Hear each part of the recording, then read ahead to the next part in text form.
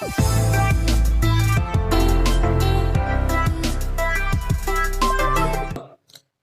आता है इसी चैप्टर में स्वप्रेरण गुणांक, स्वप्रेरण और अननोन प्रेरण, दो घटनाएं, स्वप्रेरण और अननोन प्रेरण। स्वप्रेरण सेल्फ इंडक्टेंस और अननोन प्रेरण दोनों एक साथ पढ़ रहे हैं। पहले स्वप्रेरण क्या होता है और अननोन प्रेरण क्या होते हैं, इन घटनाओं को समझ लें। स्वप्रेरण में एक ही कुंडली लेंगे हम, एक कुंडली ली,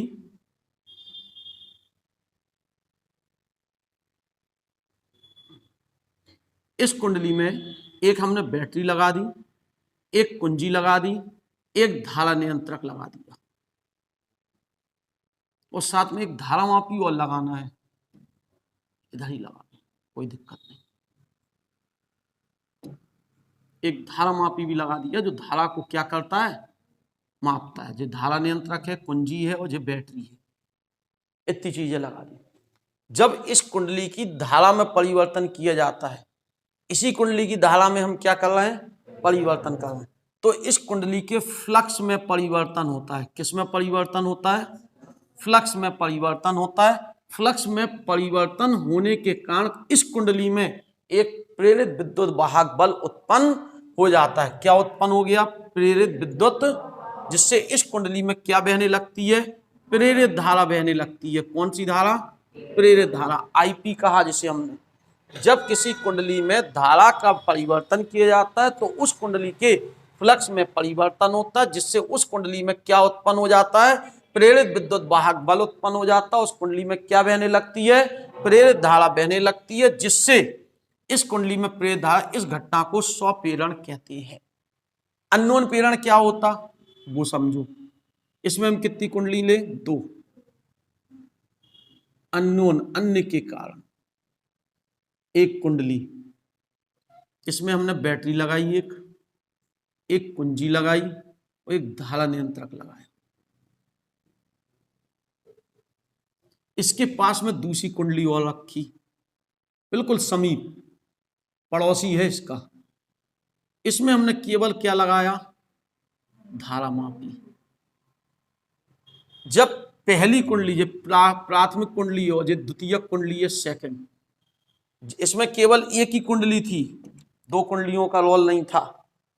जब प्राथमिक कुंडली में धारा में परिवर्तन किया जाता है, किसकी कुंडली में, प्राथमिक कुंडली की धारा में परिवर्तन किया जाता है, तो उसके फ्लक्स में क्या हो जाता है, परिवर्तन, जिससे पास रखी दूसरे कुंडली के भी फ्लक्स में क्या हो जाता है, परिवर्तन हो जाता है, जिससे दूसरी कुंडली में एक विभवांतर उत्पन्न हो जाता है। दूसरी कुंडली में क्या उत्पन्न हो जाता है, विद्युत वाहक बल उत्पन्न हो जाता है और दूसरी कुंडली में क्या बहने लगती है, प्रेरित धारा बहने लगती है। इस घटना को अननोन प्रेरण कहते हैं।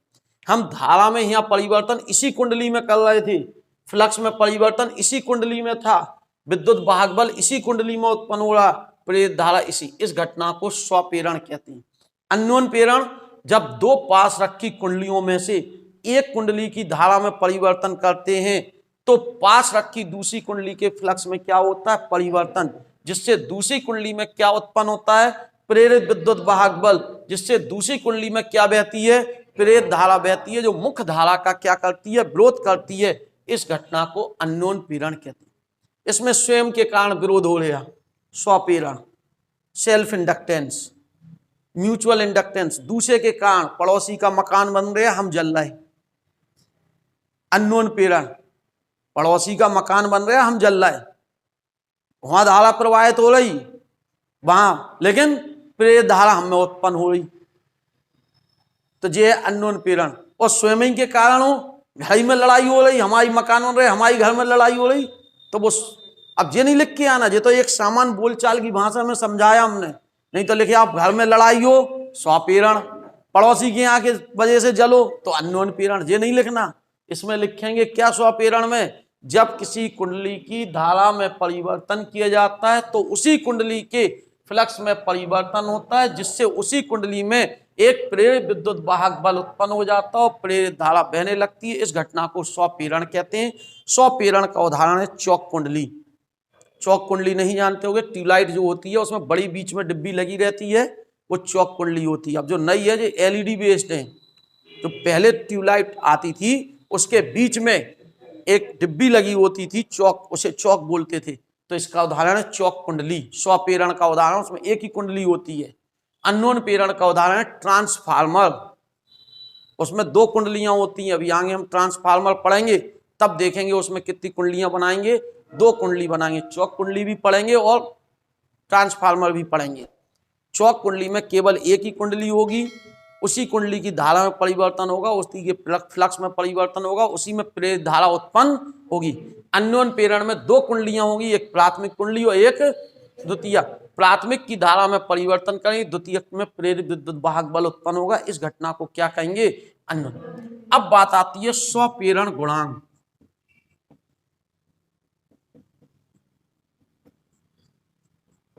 या स्वप्रेरकत्व। स्वप्रेरकत्व या स्वप्रेरण गुणांक, coefficient of self inductance means स्वप्रेरकत्व की बात करें। और यहां पे किसके बारे में पढ़ेंगे, अन्योन प्रेरण गुणांक या अन्योन प्रेरकत्व। इसे हम m से रिप्रेजेंट करेंगे। स्वप्रेरण गुणांक को हम L से प्रदर्शित कर रहे हैं, अन्योन प्रेरण गुणांक को m से। चलो देखें, माना कि एक कुंडली जिसमें प्रवाहित धारा I है, फेरों की संख्या कितनी है, n है। फेरों की संख्या कितनी है, n है। तो प्राथमिक कुंडली में चुंबकीय फ्लक्स ग्रंथिकाओं की संख्या उसमें प्रवाहित धारा में के क्या होगी, समानुपाती। यहाँ धारा में परिवर्तन ज्यादा होगा तो निश्चित ही फ्लक्स में परिवर्तन ज्यादा। तो जो चुंबकीय फ्लक्स ग्रंथिकाओं की संख्या है, यानी कुंडली के फ्लक्स में परिवर्तन जो है, कुंडली में फेरों की संख्या n है, एक फेरे से डेल्टा फाई परिवर्तन, तो n फेरों से n इंटू डेल्टा फाई, आई के डेल्टा आई के समानुपाती। तो n डेल्टा फाई समानुपाती डेल्टा आई।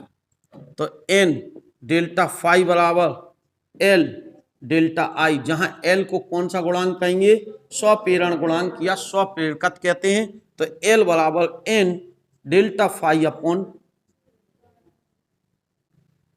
क्या कहा, यदि प्राथमिक कुंडली में धारा में परिवर्तन कितना हो, एकांक हो, तो L बराबर n डेल्टा फाई। परिभाषा क्या बन गई, किसी कुंडली में धारा में परिवर्तन एकांक एम्पियर हो तो उस कुंडली में चुंबकीय फ्लक्स ग्रंथिकाओं की संख्या ही स्वप्रेरण गुणांक कहलाती है। फिर से रिपीट करें, हमने क्या लिखा है यहाँ पर, यहाँ जो लिखा उसे पढ़ के सुनाएं। यदि प्राथमिक कुंडली में, यदि किसी कुंडली में धारा में परिवर्तन कितने एम्पियर हो, 1 एम्पियर हो, यदि किसी कुंडली की धारा में परिवर्तन 1 एम्पियर हो तो उस कुंडली में उत्पन्न चुंबकीय फ्लक्स ग्रंथिकाओं की संख्या ही स्वप्रेरण गुणांक कहलाती। यदि किसी कुंडली में धारा में परिवर्तन 1 एम्पियर हो तो उस कुंडली के फ्लक्स ग्रंथिकाओं की संख्या ही स्वप्रेरण गुणांक कहलाती है। L से प्रदर्शित करते। अन्योन प्रेरण गुणांक, यहाँ क्या हो रहा है, इस कुंडली की धारा में परिवर्तन होगा तो इसके फ्लक्स में परिवर्तन होगा। तो यहाँ पे क्या आएगा, N2 डेल्टा फाई 2 समानुपाती डेल्टा। इस कुंडली की धारा में परिवर्तन करने के कारण, इस कुंडली की धारा में परिवर्तन करने से उसके फ्लक्स में परिवर्तन हो रहा है, तो यहां पर होगा N2 डेल्टा। अगर हम N2 डेल्टा फाई 2 बराबर m इंटू m, कौन सा गुणांक होगा, अन्योन प्रेरण गुणांक। इसी की तो परिभाषा देनी, इसे समीकरण 1 डाल रहे हैं, फिर यूज होने वाला है वो भी। यदि डेल्टा I1 बराबर 1 एम्पियर, तब m बराबर N2 डेल्टा फाई 2। परिभाषा क्या बनी, वो ये लिखी, क्या लिखी उसे हम पढ़ के सुनाए दे रहे हैं। यदि प्राथमिक कुंडली में धारा में परिवर्तन 1 एम्पियर हो तो द्वितीयक कुंडली के चुंबकीय फ्लक्स ग्रंथिकाओं की संख्या ही अन्योन प्रेरण गुणांक। या धारा में परिवर्तन पहले में है, फ्लक्स में परिवर्तन दूसरे में है, अन्योन प्रेरण। यहाँ धारा में परिवर्तन उसी कुंडली में है, फ्लक्स में परिवर्तन भी उसी कुंडली में। ध्यान रखेंगे 100 प्रेरण गुणांक में एक ही कुंडली होती, अननोन प्रेरण गुणांक में 2 कुंडलियां होती। यहाँ स्पष्ट लिखना होगा, यदि प्राथमिक कुंडली में धारा में परिवर्तन 1 एम्पियर हो तो द्वितीयक कुंडली में उत्पन्न चुंबकीय फ्लक्स गिलंतकाओं की संख्या ही अननोन प्रेरण गुणांक कहलाता। क्वेश्चन ऐसे पूछा एक बार 2 बार कभी कि फैराडे के नियम से, फैराडे के नियम हमने पीछे पढ़े थे, फैराडे का नियम पढ़ा था, किसी कुंडली में उत्पन्न प्रेरित विद्युत वाहक बल उसके चुंबकीय फ्लक्स गिलंतकाओं की संख्या के समय दर के ऋणात्मक मान के बराबर। चुंबकीय फ्लक्स में परिवर्तन की समय दर के ऋणात्मक, ये पढ़ा था हमने फैराडे के। फैराडे के नियम से आप क्या समझते हैं? फैराडे के नियम से स्वप्रेरण गुणांक को परिभाषित कीजिए। विप्रेरित विभवांतर के आधार, इसमें विभवांतर वर्ड प्रयोग ही नहीं हुआ अभी, देखें हम इसको कैसे कर सकते हैं उसको समझो। फैराडे के नियम से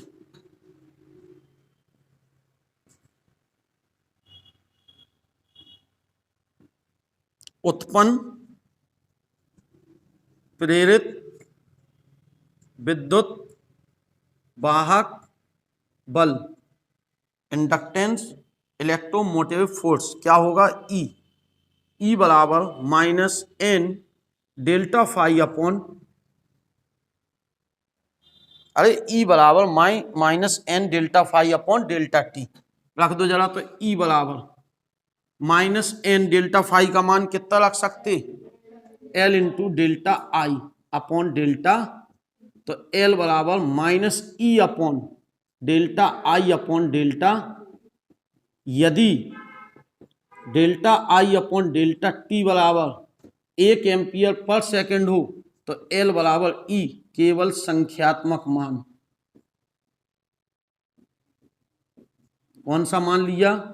क्योंकि ऋण चिन्ह व्यक्त करता है प्रेरित विद्युत वाहक बल सदैव उस कारक का विरोध करता है जिससे वह स्वयं, यानी लेंज के नियम को व्यक्त करता है ये। तो हमें केवल संख्यात्मक परिभाषा क्या बन गई? फिर से एक बार, यदि किसी कुंडली में धारा में परिवर्तन की समय दर 1 एम्पियर प्रति सेकंड हो तो उस कुंडली में उत्पन्न प्रेरित विद्युत वाहक बल ही स्वप्रेरण गुणांक कहलाता है। क्या कहा? यदि किसी कुंडली में धारा में परिवर्तन की समय दर 1 एम्पियर प्रति सेकंड हो तो उस कुंडली में उत्पन्न प्रेरित विद्युत वाहक बल ही स्वप्रेरण गुणांक कहलाता। अब इसकी हम परिभाषा बताएं, किसके नियम से?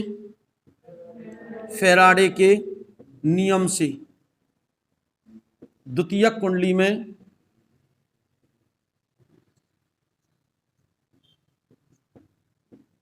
उत्पन्न प्रेरित विद्युत वाहक बल ई बराबर minus N two delta phi two upon T.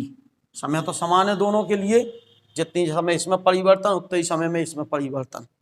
समीकरण 1 से मान रख दो इसका, E2 कहेंगे इसे, E2 इसका मान रखो m डेल्टा I1 जो लिखा, देखो N2 फाई 2 की जे लिख सकते, अपॉन डेल्टा जे m बराबर हो गया minus E2 upon delta I1 upon delta T. यदि delta I1 upon delta T बराबर 1 एम्पियर प्रति सेकंड तो m बराबर किसके हो गया? E2 के केवल संख्यात्मक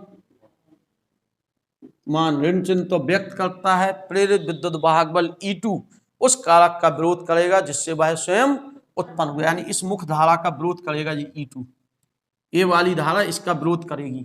अगर ये घट रही होगी तो इसे बढ़ाने का प्रयास करेगी और यह बढ़ रही होगी तो इसे घटाने का प्रयास। तो परिभाषा क्या बन गई यहां पर देखें, यदि प्राथमिक कुंडली में धारा में परिवर्तन की समय दर, प्राथमिक कुंडली में धारा में परिवर्तन की समय दर 1 एम्पियर पर सेकंड हो तो द्वितीयक कुंडली में उत्पन्न प्रेरित विद्युत वाहक बल का संख्यात्मक मान ही अननोन प्रेरण गुणांक। दोनों बिल्कुल एक सी हैं, यहाँ एक ही कुंडली है, उसी की धारा में परिवर्तन, उसी के फ्लक्स में परिवर्तन, उसी में प्रेरित विद्युत। यहाँ एक कुंडली की धारा में परिवर्तन कर रहा है और दूसरे में विभवांतर उत्पन्न हो रहा है, इसे कहते हैं अननोन प्रेरण। इसका उदाहरण ट्रांसफार्मर है और इसका उदाहरण चौक कुंडली। एक बार दोनों बातों को फिर से, स्वप्रेरण गुणांक स्वप्रेरण की घटना क्या, जब किसी कुंडली में धारा में परिवर्तन किया जाता है तो उस कुंडली के फ्लक्स में परिवर्तन हो जाता है, जिससे उस कुंडली में एक विभवांतर उत्पन्न हो जाता है, प्रेरित विभवांतर, उसमें प्रेरित धारा बहने लगती है। इस घटना को क्या कहते हैं, स्वप्रेरण गुणांक कहते हैं। माना कि एक कुंडली जिसमें फेरों की संख्या n है, फ्लक्स में परिवर्तन डेल्टा फाई है, इसमें प्रवाहित धारा में परिवर्तन डेल्टा आई, तो n इंटू डेल्टा फाई समानुपाती आई। धारा में ज्यादा परिवर्तन करेंगे, फ्लक्स में ज्यादा परिवर्तन होगा, तो n डेल्टा फाई समानुपाती delta I, n delta phi बराबर l डेल्टा आई, जहां l को स्वप्रेरण गुणांक कहा। l की परिभाषा, यदि किसी कुंडली में धारा में परिवर्तन 1 एम्पियर हो तो उस कुंडली के चुंबकीय फ्लक्स ग्रंथिकाओं की संख्या ही स्वप्रेरण गुणांक कहलाए। अगर हम कहते हैं फैराडे के नियम से देना, तो फैराडे का नियम यह होता है, हमने यहाँ पर n डेल्टा फाई का मान रख दिया l डेल्टा आई, इसके नीचे ले आए जो चीज ये वही। तो यदि किसी कुंडली में धारा में परिवर्तन 1 एम्पियर प्रति सेकंड हो तो उस कुंडली में उत्पन्न प्रेरित विद्युत वाहक बल का संख्यात्मक मान ही स्वप्रेरण गुणांक, क्योंकि स्वप्रेरण गुणांक ऋणात्मक धनात्मक नहीं होते, प्लस एक ही मान होंगे प्लस के सब, तो माइनस लगाने की जरूरत नहीं है। ऋण चिन्ह व्यक्त करता है प्रेरित विद्युत वाहक बल सदैव उस कारक का विरोध करेगा जिससे वह स्वयं उत्पन्न। अन्योन्य प्रेरण गुणांक, जब दो कुंडलियां पास में रखी हो, एक कुंडली की धारा में परिवर्तन करते हैं तो पास रखी कुंडली के फ्लक्स में परिवर्तन हो जाता है, जिससे दूसरी कुंडली में प्रेरित विद्युत वाहक बल उत्पन्न हो जाता है, दूसरी कुंडली में धारा प्रवाहित होने लगती है, प्रेरित धारा। इस घटना को अन्योन्य प्रेरण कहते हैं। इसका उदाहरण है ट्रांसफार्मर। माना कि एक कुंडली जिसमें फेरों की संख्या n1, दूसरी कुंडली इसमें फेरों की संख्या n2। माना कि एक कुंडली में फेरों की संख्या n1, दूसरे पर पास रखी दूसरी कुंडली में फेरों की संख्या n2। एक कुंडली में धारा में परिवर्तन डेल्टा I1 करने पर दूसरी कुंडली के फ्लक्स में परिवर्तन क्या हो जाता है, डेल्टा फाई 2। तब N2 डेल्टा फाई 2 समानुपाती I1, क्यों, जितनी धारा में परिवर्तन ज्यादा करोगे फ्लक्स में परिवर्तन ज्यादा होगा। तो जितना पड़ोसी का मकान अच्छा बनेगा हम उतनी जलन हो, सीधी सी बात है, वो तो अन्योन्य प्रेरण काम कर गया पड़ोसी के साथ। तो N2 डेल्टा फाई 2 समानुपाती डेल्टा I1, M आ गया, अन्योन्य प्रेरण गुणांक कहते हैं। M की परिभाषा इससे निकल आएगी, यदि प्राथमिक कुंडली में धारा में परिवर्तन 1 एम्पियर हो तो द्वितीयक कुंडली में चुंबकीय फ्लक्स ग्रंथिकाओं की संख्या ही अन्योन्य प्रेरण गुणांक के बराबर। द्वितीयक कुंडली में उत्पन्न अन्योन्य प्रेरण गुणांक उसके फ्लक्स ग्रंथिकाओं की संख्या के बराबर होता है, जबकि प्राथमिक कुंडली में धारा में परिवर्तन कितने एम्पियर हो, 1 एम्पियर। फैराडे का नियम E2 बराबर आ गया जी, इसका मान रख दो M बराबर, यदि प्राथमिक कुंडली में धारा में परिवर्तन की समय दर 1 एम्पियर पर सेकंड हो तो द्वितीयक कुंडली में उत्पन्न प्रेरित विद्युत वाहक बल का संख्यात्मक मान ही अन्योन्य प्रेरण गुणांक कहलाता। L व M जो बने, L व M के मात्रक जो होते हैं हेनरी होते हैं। आप इससे भी निकाल सकते हो, M का मात्रक वोल्ट प्रति एम्पियर, नीचे सेकंड था सो ऊपर चला जाएगा। आप इससे भी निकाल सकते मात्रक फ्लक्स का मात्रक वेबर प्रति एम्पियर या वेबर प्रति, वैसे सबसे बढ़िया हेनरीज का मात्रक लिखेंगे हम, जिसे कैपिटल S से हम लिख देते हैं। मिली हेनरी होगा 10 की घात -3 आ जाएगा, माइक्रो हेनरी होगा 10 की घात -6 आ जाएगा, नैनो होगा 10 की घात -9। वैसे ये चैप्टर लगभग खत्म है, लेकिन छोटी छोटी बातें थोड़ी सी और डेरिवेशन बची, अगले भाग में उसे ठीक है। चलो।